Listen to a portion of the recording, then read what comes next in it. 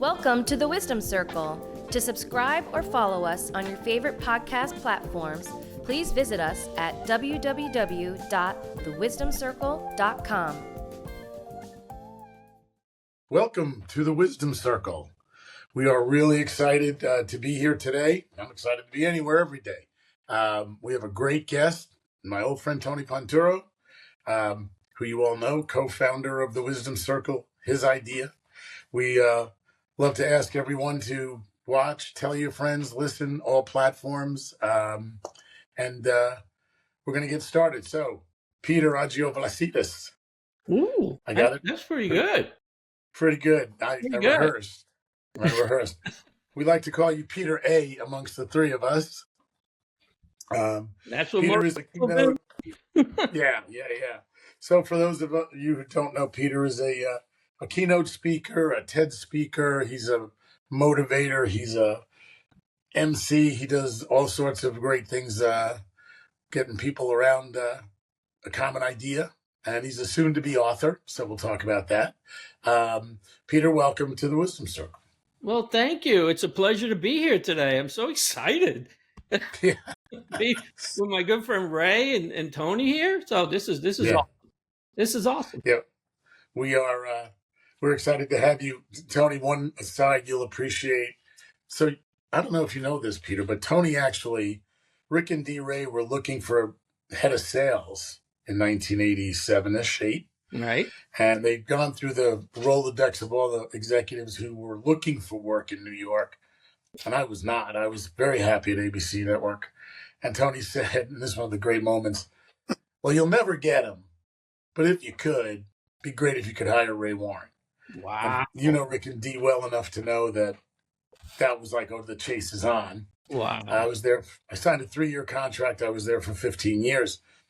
But Tony, what you don't know is that when you start working out of the Carolinas on, we hadn't gotten quite national yet. We hadn't built out all the conferences and we hadn't bought the ABC package. Peter was one of those guys. He was like from New York because I was talking a lot of Charlotte, a lot of cultural differences and just words that people use. God bless his heart. Oh, yeah. I know what bless his heart means. So anyway, Peter was like this island for me of guys I could talk to who were, from the same part of the world. So I always appreciated that, Peter. I don't know if I told you that or not. No, you hadn't. But that was a time where we came down to North Carolina, and I said very quickly after living here that they better put up the fence now. Because they're coming down. They're selling their houses up in New York for big money. They're coming down here paying half as much for a house and living a great life. And now, back then, I used to call it sprawl, where it was just going out. Today, it's not sprawl anymore. It's going up. So now instead of single family homes, they're building townhomes and apartments and stuff. And so the density is getting bad. So now, wow. I've always said that, I had a job opportunity in Atlanta, but I said, I'm not going to New York South, but, but now, hate to say it, it's traffic's bad, it's getting worse. And, Well, that's what's happening. They're not building out the infrastructure. Nobody's hopping on buses and trains because they never did in their life. That's right. Tough to get around. Mm-hmm. And I don't know if I mentioned Peter's in Raleigh. I mentioned going to Charlotte, but it's right down 85. Well, I'm not in Raleigh. I'm in the peak of good living, Apex, North Carolina. Apex, North Carolina. Just the peak of good living. Where's that? That's right outside of Raleigh. Oh, okay. All right. I've lived in the 3 best places to live, according to Money Magazine, I guess. Raleigh, Cary, North Carolina, the concentrated area of relocated Yankees. And then I moved to Apex. Good for you. So, Tony, don't want it to be me and Peter talking. We thought we'd get started. You want to talk a little bit about where things are and how's your day going and what's going on? No, I mean, I think, there's a lot going on in the world. There's a lot I know, Peter, we're going to talk a little bit about it in your book, but I know you're going to touch on generational change. And it's interesting. I've been consulting for a young company, 7 years old, with a lot of 25 to 35-year-olds. And this may set up your conversation a little bit, but spent time with 3 days with these young people. I thought everything went well. It did go well. But one of the partners said they were just so happy you weren't a Bob. And I go, well, what do you mean I wasn't a Bob? Now, for the people who know, Office Space was a movie by Judge who did Beavis and Butthead, and the two consultants were both called Bob. And when I first met them on Zoom calls, my role was to understand their job. Okay, explain to me what you do. So they were fully expecting me to say, well, you don't know what you're doing. You know, you got 4 more hours a day. You can be filling up your timetable and everything else. But once Peter, but Ray and I talk about this a lot.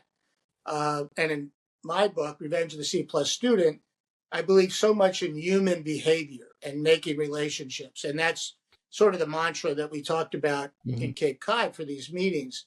So when you then take out the stereotype of what they think you may be and learn you're just someone who wants to help them get to the next level of their life, their career, everything just sort of falls into place. But there is a difference, and there is a language, and there is a perspective that those of us that are baby boomers, and even those that are Gen X's, I've heard Gen X's say, I don't really get the Gen Z either, you know. So it is something that we all need to understand to make, you know, the communication of business and society really work.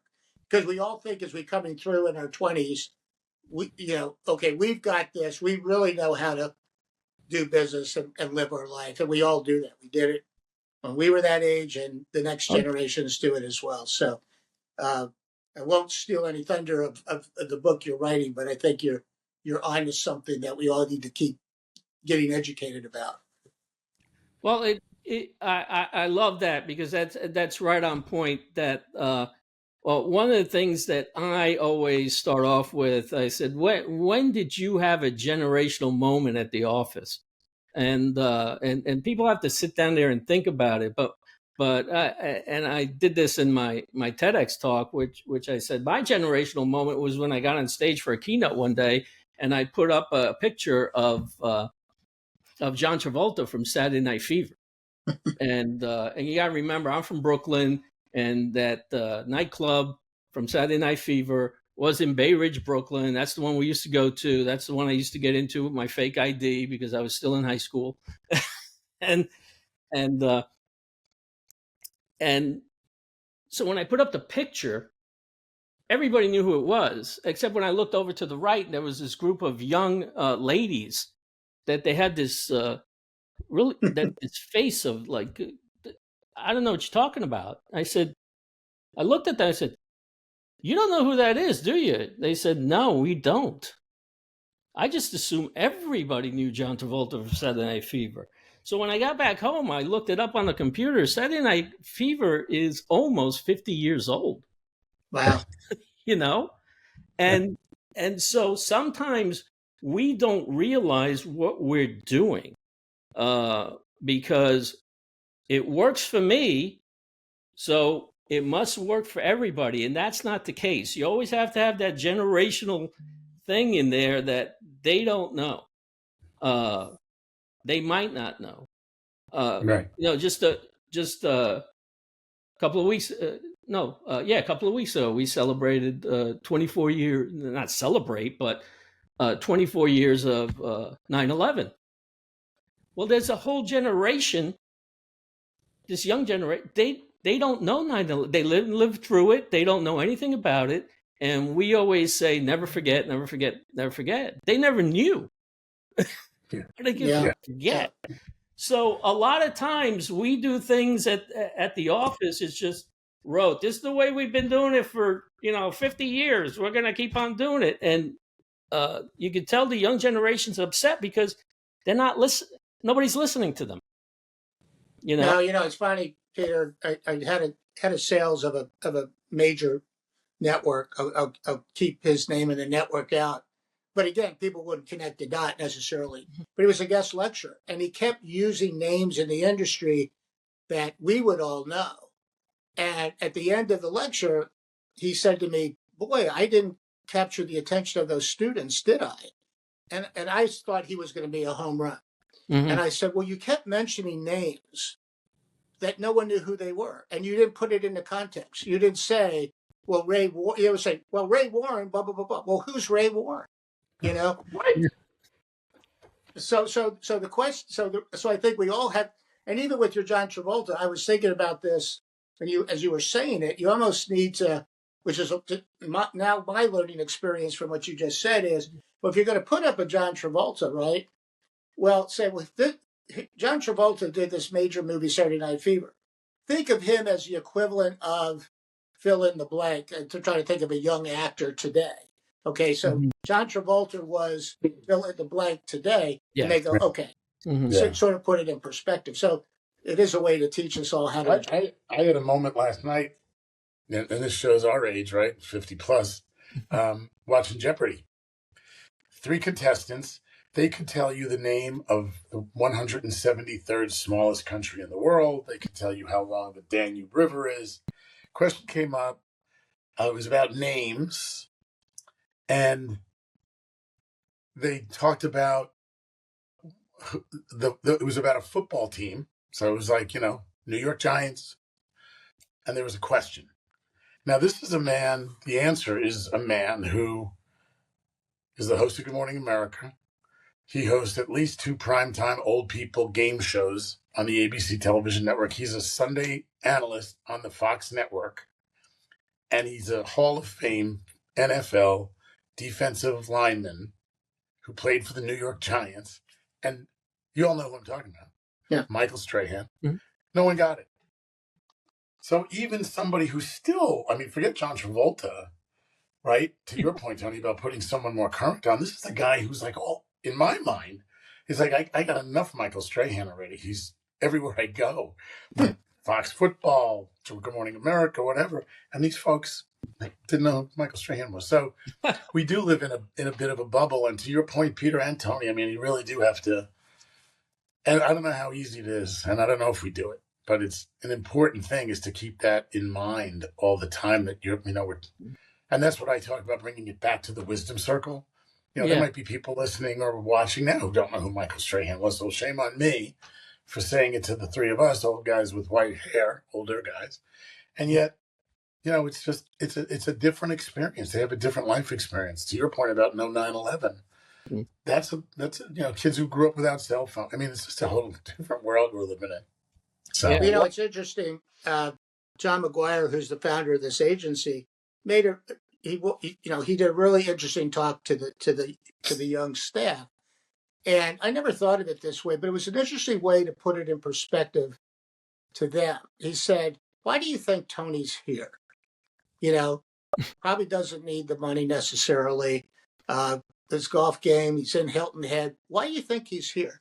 And he said, Tony never had kids. Which this John's a big believer of making things personal.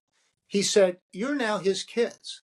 He wants to help you grow, teach you, make you better employees, whatever." And it was a good way. So then the students were like, and then again, I heard from some of the partners who are still young, "Oh, you mean I can call Tony if I have I want to know something in perspective?" He says, "Yeah, that's why he's here. Take down the,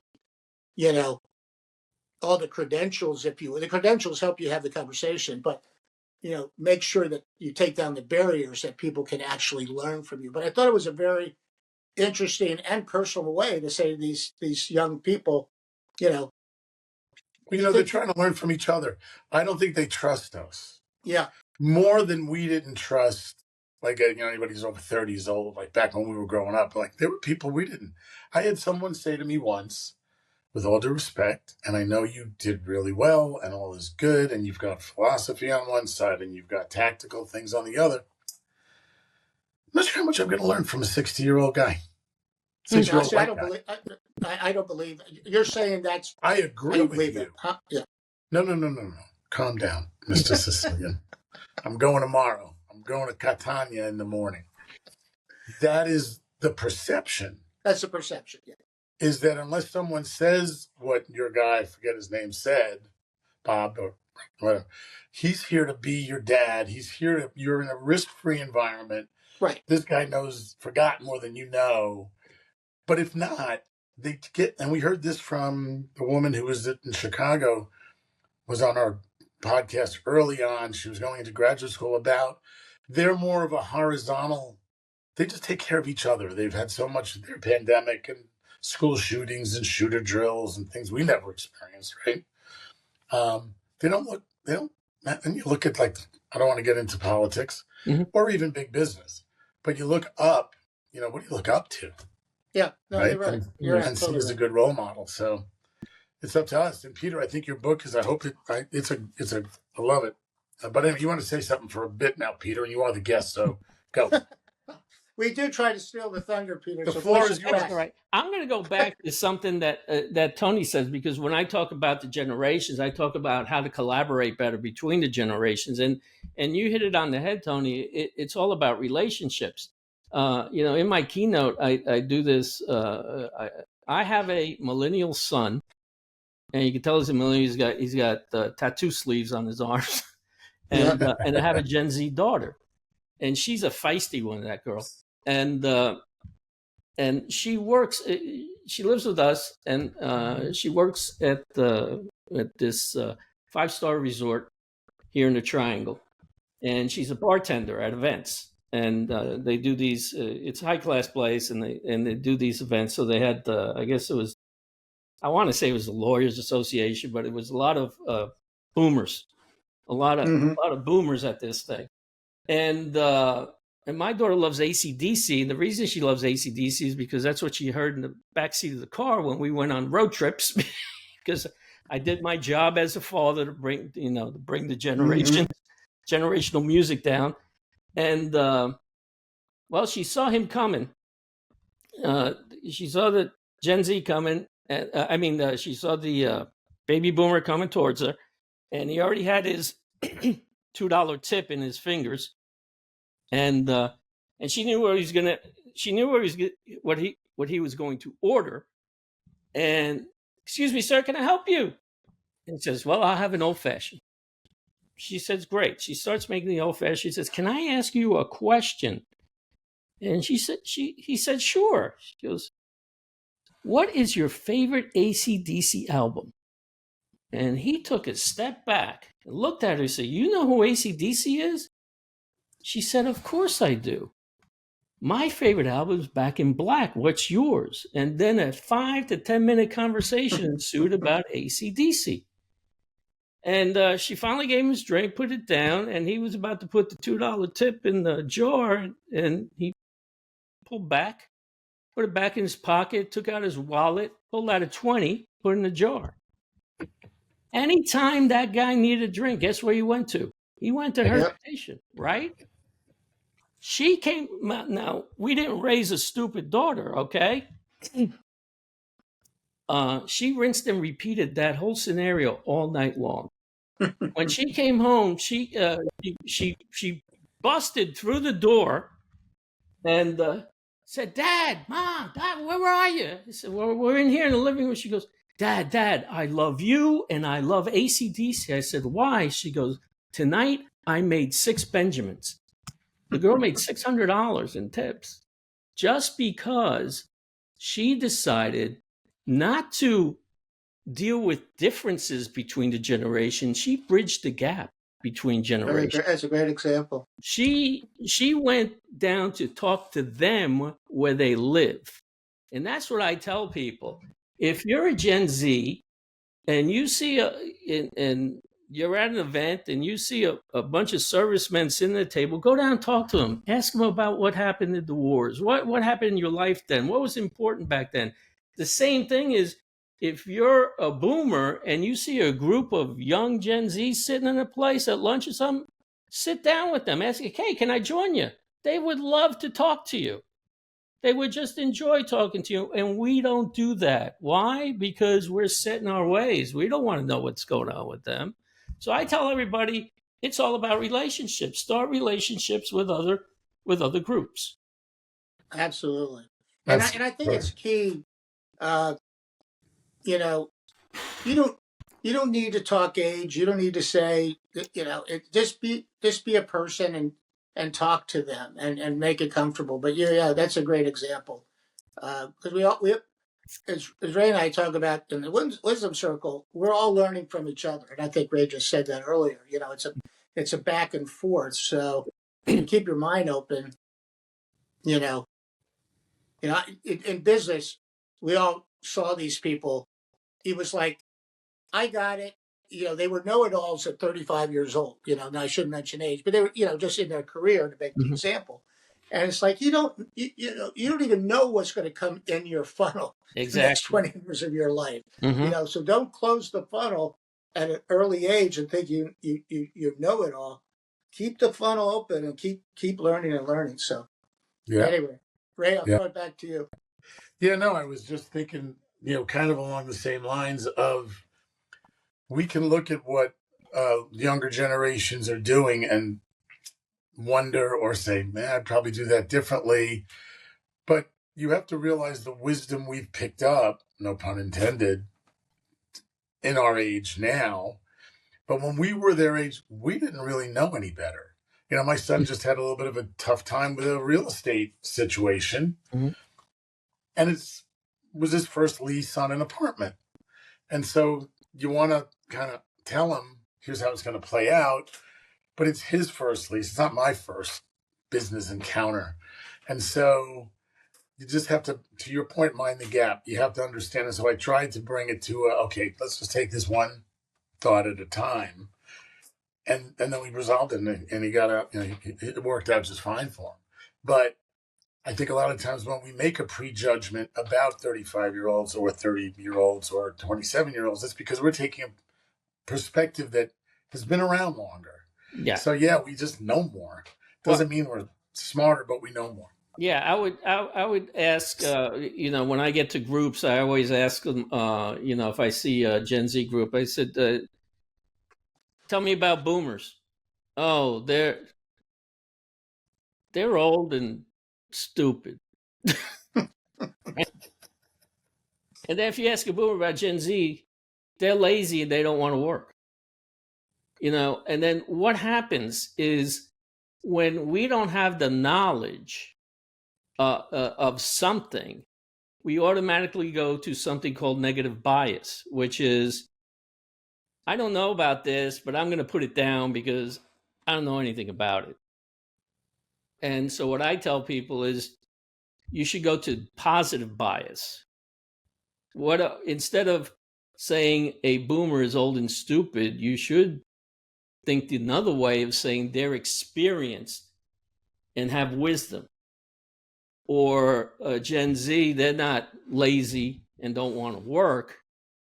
They're just more entrepreneurial and want to get there faster.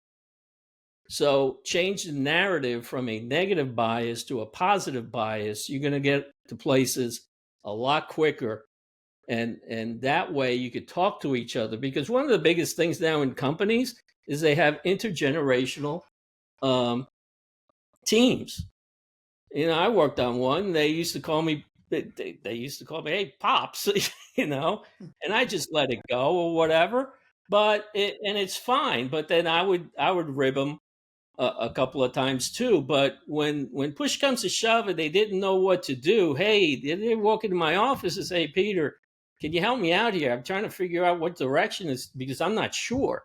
So everybody needs help. Even we need help, because one of the things that companies are doing to meet this generational gap is the CEO of Heineken, a woman named Timoney. She started mentoring. Well, we all know what mentoring is. We're going to put the experienced person and show the young person the ropes and everything. Well, they did something different where they did reverse mentoring, where they brought in the younger people to teach the older folks about technology, culture, things like that. And this would happen in the marketing department. And so the older senior level marketers implemented these things into the marketing plan, and they saw great increases in sales, just because they're reaching more people that they weren't reaching before. So it's Yeah. always a collaboration, which is what you need to get to. If you could get over the hump of judging and having negative bias. I like that idea of positive bias. It's funny. When you said that, it occurred to me when you put and it's really interesting. I think you opened up a line of thought I wouldn't have had, Peter, which is, so the younger generation is more entrepreneurial and wants to get there faster, right? We grew up in a world where your dad got a watch after 25 years or 30, and they built their career at the same company, the same period of time. And then we had kids, and the kids saw this success that we had because of the ride we all took in the 80s and 90s, which was pretty spectacular and may never be seen again if you look at where the economy is. And Mm-hmm. I don't even start with AI and all that other stuff. And so why wouldn't they want to get there faster? They want to recreate the life they saw when they were growing up, from the success of mom and dad, who might have spent 25 or 30 years getting promoted. We were in a good industry. The times were right. We were lucky, man. We were really lucky. Mm-hmm. And so it's just a different perspective of, yeah, they are entrepreneurial. They like the gig economy and they want to get there tomorrow, but that's how they want to be where they grew up. And if we weren't there when we grew up, I was, washing dishes at a pancake house. But it does open up a different line of thought of, help me understand what you just said. Help me understand a little bit about this rush to, all right, so I want to be an award-winning journalist. What do I do? Write 10,000 articles, do 10,000 hours of research. The whole Michael, what's his name?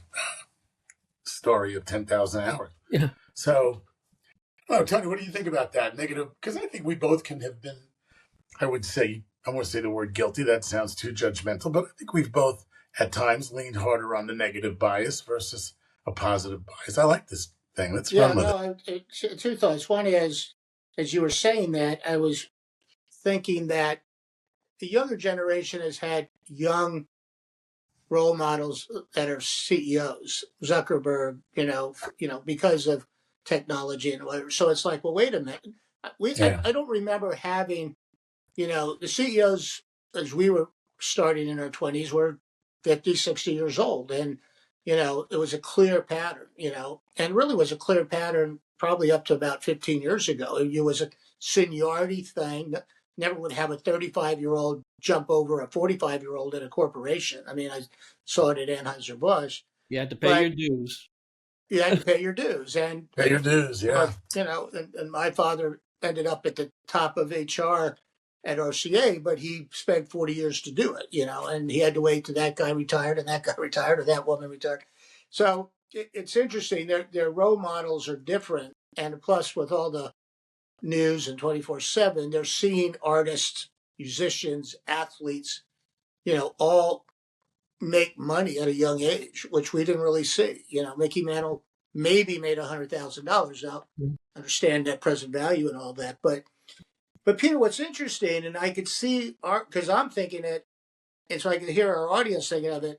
You obviously have a great perspective, and you obviously, I'm almost visualizing some of your keynotes or your TED Talks. Where do you do that? And if people, and I assume you also do it at corporations. I'm not trying to prop up your bio, but why not? Prop it up, Amy. I can use all the help. but it seems like, because I can tell by your language and your phrasing, it's not your first rodeo as you speak about these things. So I think it'd be interesting to understand, how do you get Peter A to talk to your group or whatever, or give an example of the things that you have done. Sure.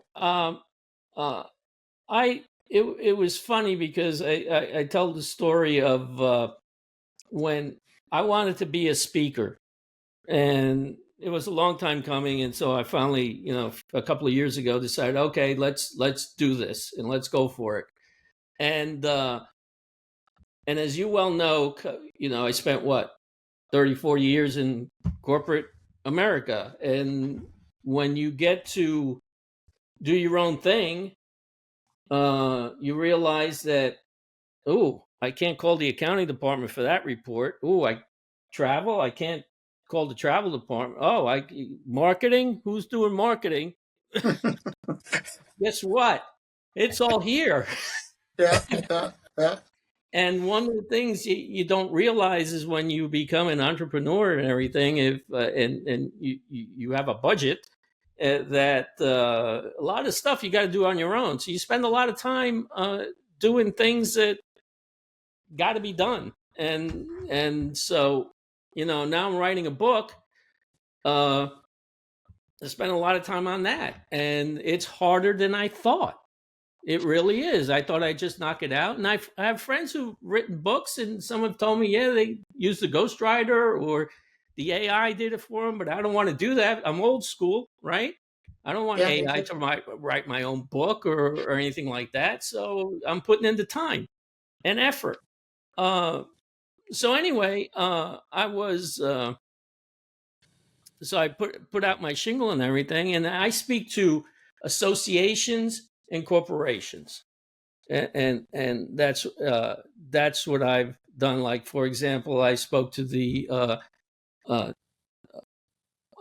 public works folks of North Carolina, their state conference and things like that. The Tax Assessors Association. I have a friend of mine who I used to work with, who's advertising strategist. He does strategy. And he, just like Ray, he called me up. Hey, Peter, I love what you do, and I see it on LinkedIn. And he called me up. He said, Peter, I love what you're doing. Let's sit down and talk. And we sat down and talked. And he says, you know what you are, Peter? He says, you're a blue collar speaker. And I said, wow, didn't see that coming. But, he's right. I want to talk to people like the public works folks or the tax assessors or things like that. They're not glamorous or anything like that. Going to Google, everyone wants to speak at Google or Facebook or things like that. I'm good with going out to reach out these organizations that need the help in the generations and do that. So that's what I do. My website is peterrayspeaks.com. Not very hard. I didn't use my last name in there to do anything, so that's why I go by Peter Ray. And and so I also do workshops. I've done workshops for several companies, full day workshops, just to help them. And those are enlightening to me when I go see them and I put people up against. You could tell the tension of people have these, mindsets of, I don't know how we're going to get people to work for us if they don't want to work. And then the younger people said, we've made several proposals to leadership and they do nothing. They don't listen to us. Yeah, so you get that, you get it on all sides. And then, of course, and I use the ends because the ends are the easiest, the boomers and the Gen Zs, but you got the Gen X and the millennials in the middle. And, the Gen X are the forgotten generation. They feel like they're still ticked off because they didn't get any attention, and rightfully so. And the millennials are the tech folks. Just give me tech, and so you have all these converging different ideas going through. And if you have intergenerational teams at your office, you without even knowing it, you got problems. You have problems. I did, Ray mentioned AI. So my wife has a floral design business, and she said, well, I'm using Q. So I had the first, he said, well, what is Q? So long story short, I'm on the HOA of our neighborhood, and we had our board meeting. That's not and smart. I had to do the no, it was for Ray Warren. I told him. So I did the minute. Well, I had to do the minutes because I'm, quote, the secretary of the board. So Wendy said, use Q. So you talk, so it's an app. You talk into it, and say here, and it basically puts together a full formal presentation with proper English, proper sentences, and it's amazing. Mhm. And it does it almost as quick as you say it. And you just talk for say 20 minutes, stop it when you want to collect your thoughts, and then it comes back in this. So that's what this generation is growing up with. Good or bad, these tools are out there. ChatGPT, Q, on and on and on. So again, I think as seasoned people, I like that terminology. You got to go use these things to understand how they're using it, particularly if you're teaching or guiding, whatever. So anyway, it's amazing. Well, what Peter said about is one of those great sell points, by the way, Peter. I think it's got to be a door opener or closer in terms of making the deal. Whenever you invite anyone into your house to look at a leak or, you have problems. Mhm. But you said, if you have young people and old people in a company, you got a problem. And that is 100% true. It's 100% true. So this call I had this morning before we got on was about a young person at a company who had reported something up. That person didn't do anything with it. And then it kind of blew up. And he was kind of called on the carpet. And they said, well, why didn't you tell me, buddy? And he's like, I did. Oh, God. And so it's like a perfect illuminator Yeah. of Mm-hmm. what would you like me to do? And a lot of times it's because they tell the person in charge, who might have some years on them, and they don't know what to do with it now. Yeah. Because the way the world has changed, they may not want to embarrass themselves and say, what are you talking about? AI? What? Sorry. Q? What's that? Or ChatGPT? And I'm right with Tony on that. So yeah, it is. I was thinking, so when we were growing up, we turned out to be baby boomers. Anybody who was born after 1954, I think, I think I'm like one of the first years of the baby boomers. Yeah, it's 1948, 49. Thank you. What did they do before that? We've talked about, we have Z's and X's and millennials and Y's and betas. No, Tony, it wasn't What was 49. I don't think so. I'll go map again. In the 1900s, I actually have it in here, but in the what did they call? There was never this segmentation, I don't think. Yeah, there was. It was the from the 1900s. It was the Greatest Generation, and then it was the next one was the Silent Generation. Look at you. You're an expert on this. And then you got the baby boomers. And the baby boomers, I always the baby boomers were in the 50s something. I should have my chart. Here, I got it. I have it all right here. Yeah. Let's see. Generation Alpha, Gen X, boomers. It says 1946 to 1964. 60 to 78 years old, the largest generation. Tony, it was 46. I thought it was 50. 40. Okay. Even older than Tony. Yeah. You can imagine anything. You can imagine anything being older than Tony. But you know what? This year there's a new generation. It's called Generation Beta. I don't understand why why they're not getting creative with the names. They should get more creative. And there's Generation Alpha, 2012 to 2024. Yeah, they got it for everything. So to your point, though, I guess they've always named generations, but they just seem to. Well, I was going to. Tom Brokaw was the one that named the Greatest Generation because of the book. But what you were talking about there, that the kids today, they don't remember. And Tony, you would know this. If the client called up on a Saturday morning and said, "Hey, man, do you know?" Because I had this happen to me. I had a spot running on. This is a funny story because I bought the Today Show for I think it was Royal Caribbean, and I bought some movies on. No, I No, I bought the Today Show on a Saturday for Royal Caribbean Cruise Line. And what did they talk about was they did a segment on the Titanic. And I said, please do not run my spot after this. And they ran it. Okay. And so, God knows. And so, a few minutes later, the phone rang and everything. And so now I'm calling up people and everything. But back in the day, somebody called you up on a Saturday, Yeah, going at work. What did you do? You took care of the problem, right? What can we do? What can we do? If it went into Sunday, you worked on Sunday and everything. Today, office hours closed on Friday at 5:00. And you have to cultivate. You have to be able to cultivate a group that understands what you're trying to accomplish. Instead of saying to them that, hey, if I call you on Saturday at 8:00 in the morning, you better be ready because they're going to tell you to go take a hike.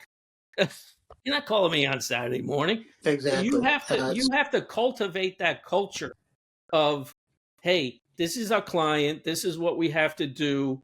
You have to prepare them for it. You just can't take it for rote that they're going to agree with you on everything you do. Yeah, absolutely true. Well, it's sort of like I'll use a phrase from Lombardi where I always think he's a great example. And I know I produced a play on Lombardi, but he took a team that was 3-10, like 3 years in a row, and used the same players. This was before pre-agency, and turned them around to win 5 out of 7 NFL championships and the first 2 Super Bowls. And it all was about building a culture. And it may sound stern, but his line was, there's planes, trains, and automobiles leaving Green Bay every day. If you don't want to buy into this culture, that's fine. But move on. I want people, we'll have fun doing this and we'll be successful, because I believe most people would rather sacrifice a little bit to be part of something great, part of something that's winning, part of something that's successful. Why would you want to be lazy and just go through the motions your whole life about something that's really sort of not terribly attractive?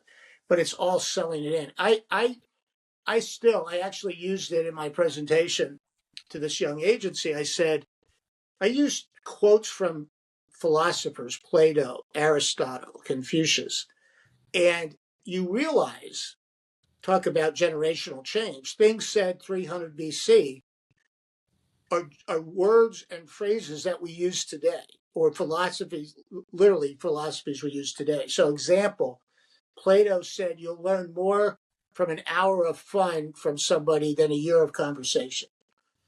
So how many meetings where you have the, let's all get together, let's go bowling, let's go to karaoke. It takes all the thing away. And now you get to know people who they really are, right? I think Aristotle said, making things simple is hard, right? But people, always find a way to complicate things. It's okay to have a 5-page presentation with 3 bullet points on each page if that makes your point. But so many people are conditioned. I don't know whether it's the college philosophy or professors that you're doing term papers and that you feel they have to be 20 pages and all this stuff. But at the end of the day, business isn't that way. It's like you're trying to get your point across. You try to get a point simple, and let's go charge up the hill. So, so I would say to people, look back at some of the things that were said, generals, football coaches, college CEOs, they just repurposed the words that were said thousands of years ago. There you go. One a day. One a day. What's today's philosophy? As we wrap up here at 40. Yeah. I was letting you go, Tony, but then there's going to be time to call the 5-minute warning. But what's the philosophy today? That'd be a good way to end, other than thank you, Peter. Yeah, Peter will get the last word. Today is September 26th, my daughter's birthday. That's nice. It's from Eric Fromm, Social Psychology, Influence of Society on the Individual. I'll just read the last paragraph because we're running out of time. Yeah. Fromm used the example of consumer culture to illustrate the influence of society on the individual. He argued that the constant pursuit of material goods and status, driven by social pressures, often leads to a sense of emptiness and dissatisfaction. This focus on external validation undermines genuine self-worth and personal fulfillment. There you go. There you go. Peter, so much fun having you. I told you it would go fast. Well, it has gone fast, and I thank you. Ray, it's great to be with you here, and I really appreciate you getting me on the show. And Tony, like I said earlier, AB royalty. Just we just gotta. You're too kind. He loves it. He loves that. Go back to my advertising days up in New York and stuff. Going to the upfronts and all Right that. place at the right time. Take the ride and don't fall off. We're all lucky. That's right. So good luck with your book. I mean, I think it's great. I think Mind the Gap is a great.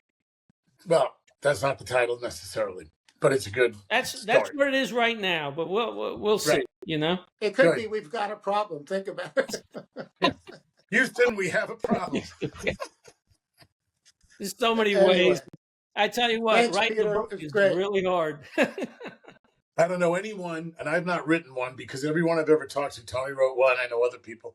If I thought it was going to be this hard, they asked Barry Diller on CNBC, why is the second half of the book kind of more general? The first half is just so specific. And he said, I got tired. It was writer's fatigue. I just couldn't do it anymore. So congrats to you both, Tony, for the completing of one, and Peter, we look forward to buying yours. Awesome. Maybe you'll sign it too. Thanks, All right. Peter. Thanks, everybody.